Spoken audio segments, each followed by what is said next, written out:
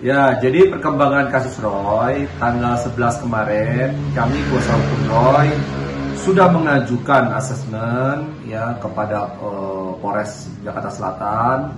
CQ-nya adalah narkoba di Polres. Kami berharap asesmen itu dikabulkan dan ternyata di sore hari kami sudah diberitahukan bahwa Roy bisa dilakukan asesmen tanggal 13, yaitu besok ya, hari Rabu jam 9 pagi.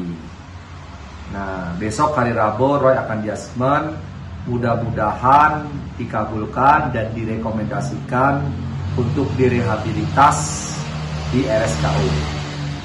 Jadi perkembangan Roy sampai di situ. Betul bahwa Roy kemarin tanggal 11 sudah mengajukan ke Polres ya, CQ-nya adalah penyidik narkoba untuk dilakukan asesmen dan itu sudah dikabulkan. Hari tanggal 13 besok akan di-asesmen Roy. Mudah-mudahan nanti dari hasil asesmennya bisa direkomendasikan untuk direhabilitasi di RSKU. Ya, kalau di dalam sel dimanapun juga ya jauh daripada kenyamanan, jauh arang daripada api. Kalau Roy kan kondisinya di rumah itu kan ada AC, tempat tidurnya nyaman, bersih. Ya, di penjara ya jauh.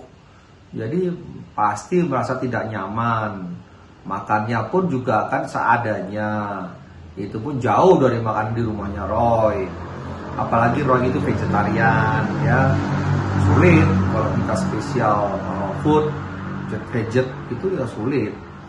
Jadi memang ini membuat jadi masalah juga baru buat Roy dan dia juga harus bersosialisasi lagi dengan teman-temannya di penjara kan. Jadi tidak mau.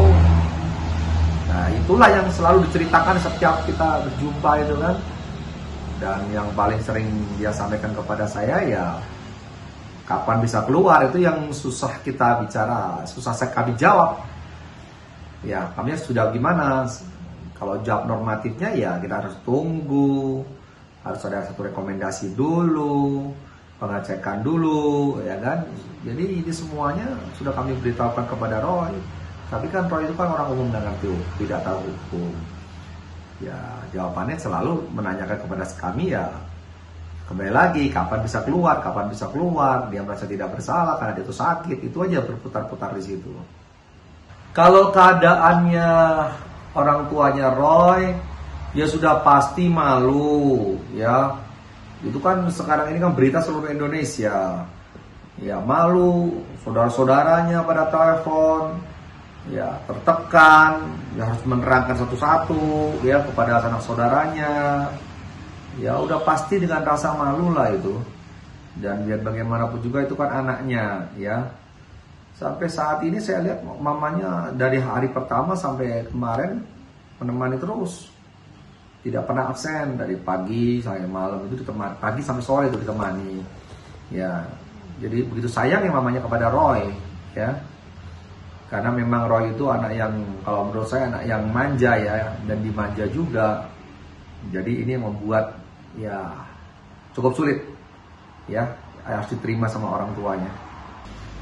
Kalau saya ketemu Roy terakhir itu ya cuman dia menanyakan kapan bisa dilakukan asesmen, nanti prosesnya asesmen bagaimana, nah nanti cara dikabulkannya oleh siapa. Nah setelah itu nanti kalau sudah dikabulkan dia harus kemana ya, ke RSKO itu ngapain aja di sana, terus prosesnya setelah itu apa lagi.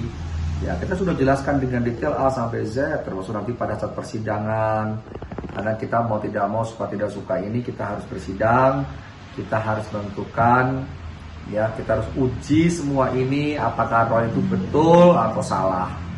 Makanya mari kita uji nanti di pengadilan. Jadi itu ya tanyakan Roy.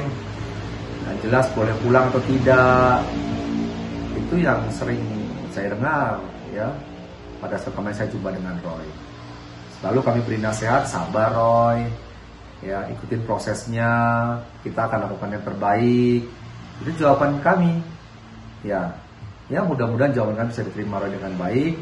ya, sehingga Roy bisa bersabar, keluarga itu bisa sabar untuk menyelesaikan proses hukum ini. Apabila nantinya kalau asesmen kita ditolak ya untuk direhabilitas, maka Roy mau tidak mau, suka tidak suka ya harus menerima, karena itu namanya prosedur hukum yang harus dilalui oleh Roy. Jadi Roy sudah tahu risiko itu, tapi tetap sampai hari ini kami kuasa hukum berharap dan punya keyakinan bahwa Roy dapat dikabulkan. Disebabkan ada beberapa barang bukti yang kami sudah berikan kepada penyidik yang menyatakan bahwa Roy itu adalah sakit ya. 2017 rekapnya baik resepnya sudah kami berikan, 2019 pun sudah kami berikan. Ya, jadi di situ membuktikan bahwa Roy itu sedang sakit dan membutuhkan obat. Nah, dengan bukti-bukti ini kami yakin bahwa rehabilitasi nanti asesmennya akan dikabulkan. Jadi kalau 3 tahun Roy sudah sakit insomnia itu betul. Akan tetapi perlu dijelaskan bahwa 2017 Roy sempat sakit dan sembuh. 2019 kabul lagi, sempat sakit dan sembuh. Dan 2020 ini Roy sakit lagi, dan dalam sakitnya inilah dia membutuhkan obat. Kondisinya pun COVID, ya, semua harus stay at home. Makanya mau tidak mau dia harus membeli obat secara online karena dia sudah 3 hari tidak tidur. Kalau akibatnya Roy itu nggak mengonsumsi obat tidur, ya jawabannya simpel saja, ya tidak bisa tidur. Ya, itu yang saya tahu.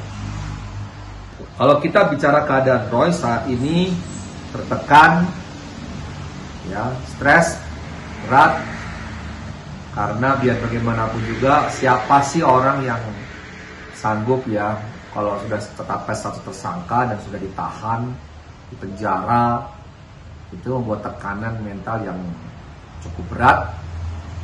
Ditambah lagi dengar kabar dari keluarganya, temannya, bahwa dia dibully di medsos, ya, katakan bahwa dia bisa meramal orang lain, tidak bisa meramal diri sendiri. Ya, pada saat meramal dia harus memakai obat halu, obat tidur. Itu yang semakin dia stres. Selanjutnya dia memikirkan masa depannya, hari besok mau bagaimana, dan keadaan hari ini juga dia tidak menentu, tidurnya pun juga terganggu, makannya pun terganggu, dan situasi kondisinya pun juga bahwa pada saat pandemi ini yang membuat dia cukup stres dan paranoid. Jadi ini semuanya menjadi satu di benaknya Roy, sehingga akhirnya Roy jadi stres berat. Itu pengetahuan saya sejak saya ketemu Roy cerita panjang lebar, saya mendengarkan, keluh kesahnya nggak jauh daripada itu.